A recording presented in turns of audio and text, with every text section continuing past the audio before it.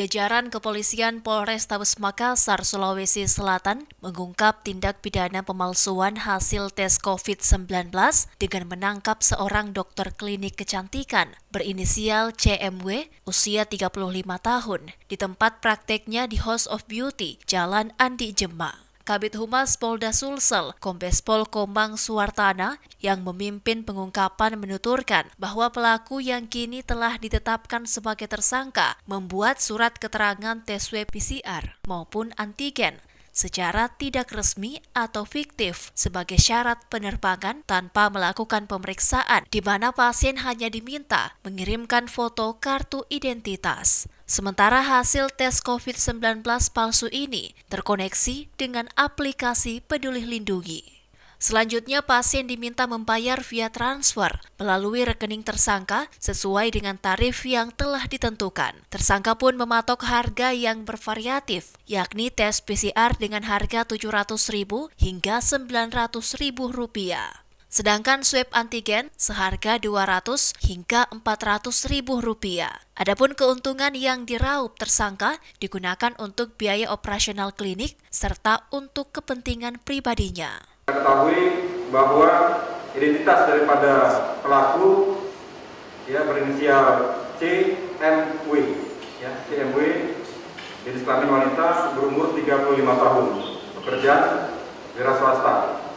Alamat di Jalan Landak, Kecamatan Rokocini, Kota Makassar.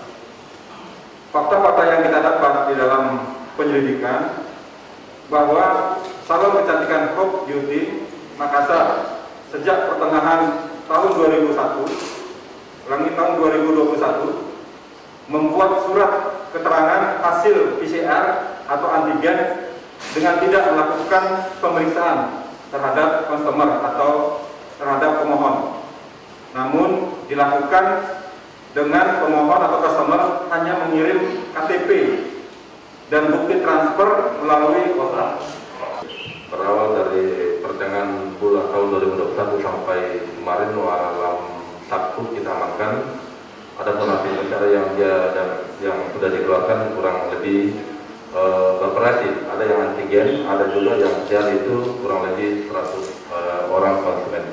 Dan itu hasil untuk lebih lanjutnya lagi nanti kita lihat di hasil laptop komputernya yang ada catatan yang ada di laptop yang bersangkutan. Selain itu, tersangka telah melakukan pemalsuan hasil tes COVID-19 sejak pertengahan tahun 2021 dan jumlah pasiennya yang mencapai 100 orang lebih yang sebagian besar digunakan sebagai syarat penerbangan ke Jakarta dan Bali. Kini tersangka masih menjalani pemeriksaan di unit Reskrim Polrestabes Makassar dan dikenai pasal 263, 267, atau 268 jungto pasal 65 KUHP dengan hukuman penjara maksimal 6 tahun. Ilham Syam, Fajar TV dan Fajar Radio melaporkan.